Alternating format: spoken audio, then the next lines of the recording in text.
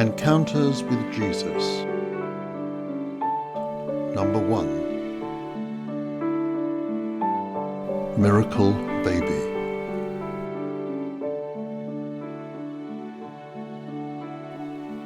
I thought mine was the miracle baby, which he is, but after what I've just encountered, it's clear that God can do even more. We seem to be standing on the verge of a great undertaking, and I have no idea how it will end. It's hard now, in the midst of this joy and wonder, to look back and remember all those barren years. It had started so well. When our parents introduced us, there was an instant bond. This will be all right, I said to myself. He was gentle, wise even, though young, and deeply religious. He was a priest, of course, of the line of Aaron, just like me. But not all priests are deeply religious. With some, many, it's all on the surface. But Zechariah really meant it. He loved God as much as I did, and our marriage seemed truly blessed. Some of my friends had talked about the physical thing as something horrible, painful, disgusting. It wasn't like that for us. It was beautiful, tender, loving, and very pleasurable. I enjoyed it so much. We both did. It seemed like a confirmation of God's blessing on our union. Those early days were like an endless honeymoon. I missed him, of course, when he went away on temple duty. But I was proud, too, to think of him serving the Lord in his holy place, my man. And when he got back, our reunions would be so special, so passionate. Life was very good. We ate together, laughed together, loved together, and prayed together. We loved the Lord with all our body, heart, mind, and soul, and each other too.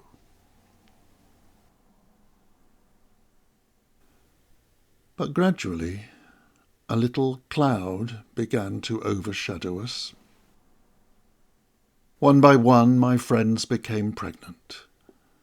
But for us, nothing happened. We knew it wasn't for want of trying. But no, each waxing and waning of the moon brought the evidence that we'd failed again, that I'd failed again. My friends, who had so delightedly brought round their babies to see me, now started to be embarrassed, less keen to come. I knew it was out of kindness, because they didn't want to upset me or make me feel bad when I saw them nursing or smiling down at their own little ones. Not everyone was so caring, of course. Dinah, who seemed to drop babies for fun, was especially cruel. "Come and say hello to little Benjamin," she said one day. "Isn't he beautiful? I just love having babies, don't you? Oh, I'm sorry, I forgot. You can't, can you?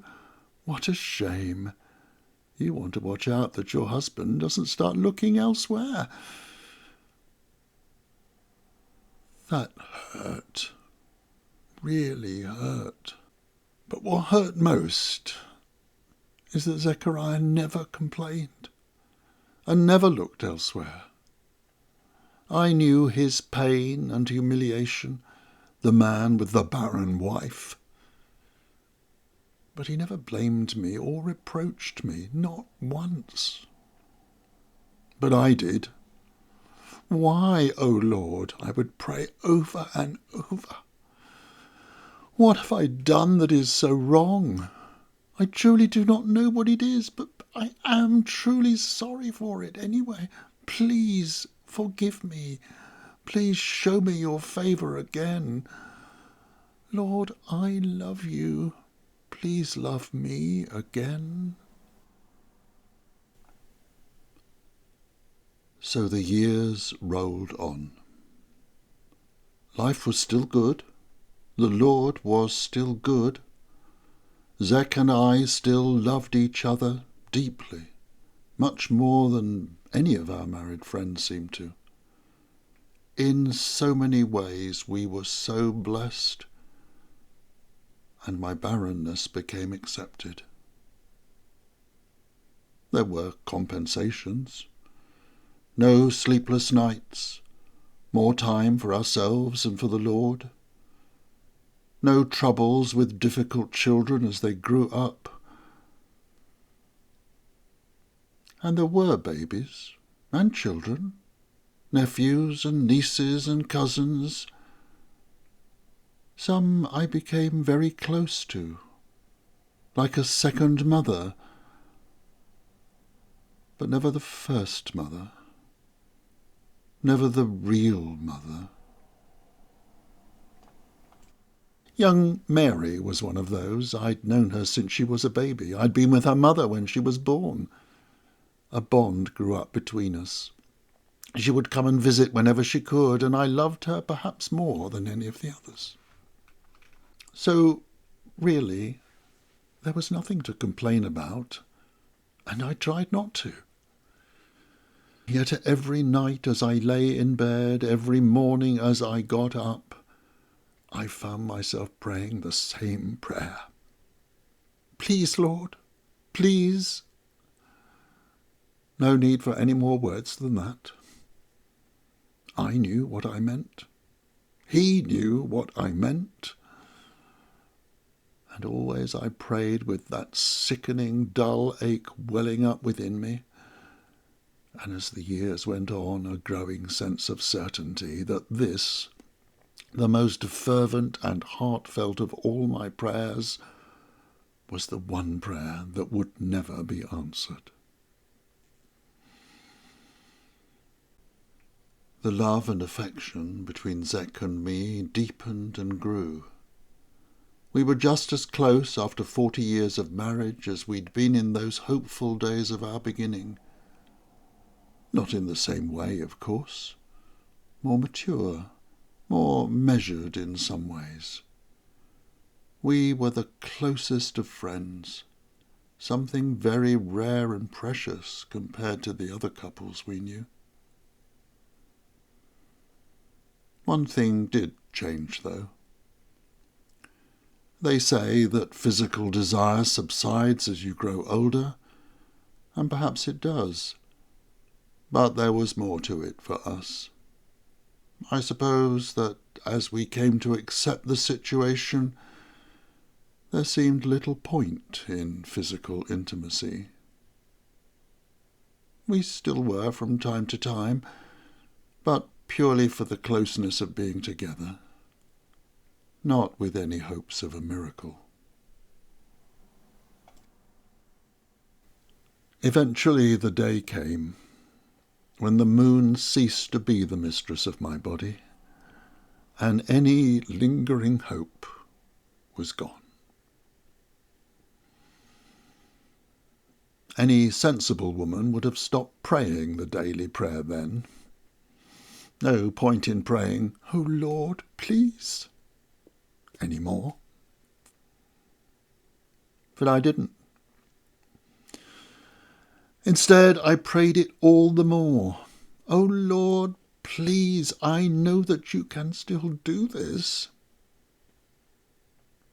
Remember Sarah, Lord? She was like me, but much older than me. Please, Lord, please, Lord, please." Part of me felt that I should stop my praying. God's will was clear. Who was I to keep questioning it? Sarah was the mother of our nation. Who was I to compare myself to her? It felt wrong, but it was honest, and I couldn't help it. Surely God won't mind a prayer from the depths of the heart. Surely he will understand. Life continued, a happy life, full of blessing, full of the presence of the Lord. We learned to live with the chasm in our lives, never speaking of it any more. We both felt the lack, but it rarely surfaced to trouble us. Sometimes it was still hard, especially when our friends started having their grandchildren. Then all the regrets and recriminations came flooding back into my mind. But mostly I learned to live with it, though I never stopped my hopeless, pathetic praying to the Lord for the one thing I still wanted more than any other.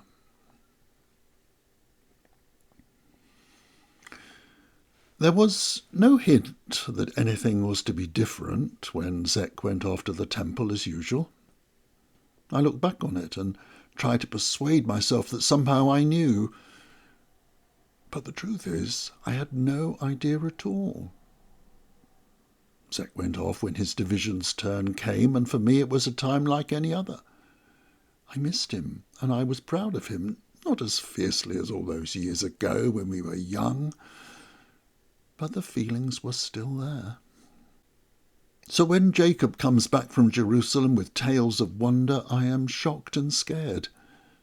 It appears that my Zechariah was chosen by Lot to go into the holy place and burn incense before the Lord.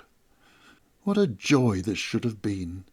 He's waited so long for this, so have I, but somehow the lot has never fallen on him before. I suspect that secretly this bothered him almost as much as the other thing, but he never said a word. So when Jacob comes and tells me that Zek has been chosen, I am thrilled. But my joy soon turns to bewilderment. Something has gone wrong in there. Zek seems to have had a vision or something, and now he's unable to speak. Has he done something to offend God? Have I? I just don't know. And Jacob can't tell me any more. My mind is racing. What would God want with us?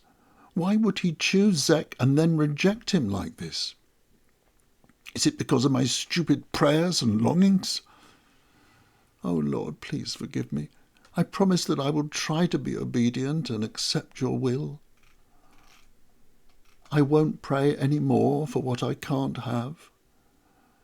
Just please bring Zek home to me safe and restore him to health. The first part of my prayer is answered. Zek returns, but he is still unable to speak. But that is not the major change in him. He is different. There is a glow about him, an aura of peace and contentment. He walks differently, more upright, more relaxed. Everything is just a little more calm and purposeful. He smiles as my million questions probe him for answers. He just shakes his head gently and finds a scrap of papyrus. With the stylus he writes just 4 words. Have patience, my darling. He hasn't called me that for many a long year. Later that evening he takes me to bed, and he is a young man again. He is the man I knew when we were first married, and I am the young woman who married him. It has been years since we tasted such joy. Later, as we lie there close together in the darkness, I thank the Lord with all my heart. I hadn't realized how much we'd drifted apart, and in one night we'd been joined together as one flesh again. The Lord is indeed good. In the days that follow, Zek remains the same. He still can't speak, but he smiles a lot, and his inner glow seems only to grow more every day. And the closeness between us also remains. We are tender and loving again, giving each other little hugs and even holding hands as we walk to synagogue together. That raises some eyebrows, I can tell you. For myself, I am happier than I can remember, happier than I've been for years. I realise what a burden my longing for the impossible was, what a shadow it cast over our lives. And now, having finally been able to give up that insane desire and accept my life as God has ordained it, I am released from the burden of longing. I don't need a baby. I have Zechariah. I have my family and friends. I have the Lord. That is more than enough for me. I would like my husband to be able to speak again, that is true. But as I tell my friends, there are compensations. No more lectures on the law. No more complaining if dinner isn't ready on time. And we've known each other long enough for words to be unnecessary most of the time. I'm happier than I have been for years. We are happier than we've been for years. There is a lightness in my soul, an acceptance of God's purposes for me, and it is good.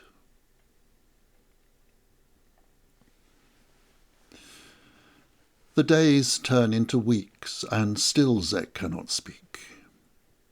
The initial euphoria has turned into gentle routine. Things are still good between us, and everything is as it should be, except that I am becoming aware of changes in my own body. I start to be sick in the mornings. That passes after a while. But I realise that my body is changing shape. I am becoming not fatter exactly, but fuller, more rounded. I'm certainly putting on weight, and I start to have hungers for foods I never really liked before. None of this is very dramatic, but taken all together, I know what this would mean in another woman. But not me. That's not possible. Just when I have finally given up my hopes of... No, I will not say it. It cannot be true. 3 months have passed since Zek returned. Part of me is now convinced that I am pregnant. The rest of me knows that it cannot be true. Then one night, Zek looks at me in my gently rounding belly, and he reaches out and tenderly caresses it. Then he kneels in front of me, puts his arms around me and kisses me. He looks up to me and tears are in his eyes, tears of joy and wonder. He smiles up at me and he nods. And my eyes flood with tears too, as I know for certain, know in my body, know in my mind, my soul, that I am with child, and that the Lord has granted our deepest desire, our most fervent prayer. Finally, I realize that the burden of shame I have been carrying all these years has been taken away. And I give a great shout of joy from the depths of my being as I cry out through my sobbing and my laughing, "We're going to have a baby! Praise the Lord!" I am 6 months pregnant. I could tell you exactly, if you want, to the very day, for I know when it happened. When my silent Zechariah returned from the temple that night when we were both young again, and the years rolled away. I am 6 months pregnant. Oh, how I love saying that word. pregnant with child, pregnant with meaning, pregnant with joy and hope and love. I have been touched by the finger of God, and my world has been transformed. And now an even greater wonder is here. I see Mary alone on the road, coming in haste towards me. She is the favourite among my cousins, and it is always good to see her. But this time is different. It is a very long journey from Nazareth for a young woman to undertake by herself. What can be wrong? Suddenly, it all makes sense. I know, absolutely know, with a deep and inner certainty, that she too is pregnant. And suddenly the gloss is taken off that beautiful word. Pregnant? How can she be? Pregnant? How dare she be? Why could they not wait until they were married? I could have given her lessons in waiting. Pregnant? She has brought shame on this family, and I do not want her in this house. Pregnant? She is family. Her life is ruined, and she has come to me for comfort. I must go to her. So I come down from the roof.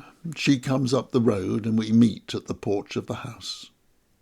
I look at her, so young, so pretty, her eyes full of fear and wonder, and I suddenly realise that this is not just the same old story. As Mary greets me, my baby boy leaps in my womb, and I am winded. I fall to my knees and find myself looking up at her, knowing that this is where I should be. I am suddenly filled with a marvellous sense of the presence of the Lord. His Spirit grips my soul and washes me in the most wonderful light. I am in the presence of something greater than I have ever known, and I am certain that Mary's tiny baby, still so very new, is the focus of this. Oh, Mary, you are blessed among women, and the child you are carrying is more than blessed. The Lord has touched your womb, and you will bring forth a wonder. I stand up and hug her, for she is still just a young girl, really, bewildered by the words which came pouring from my lips. When you greeted me, my own baby, my miracle baby, recognized something even greater within you. These are indeed strange and beautiful times. The Lord is working a great mystery through us and our sons. It is a boy, isn't it? And our sons will have a great part to play in it. Their lives will be intertwined with each other. Now come in and relax and tell me all about it. So I wonder if I have been touched by the finger of God.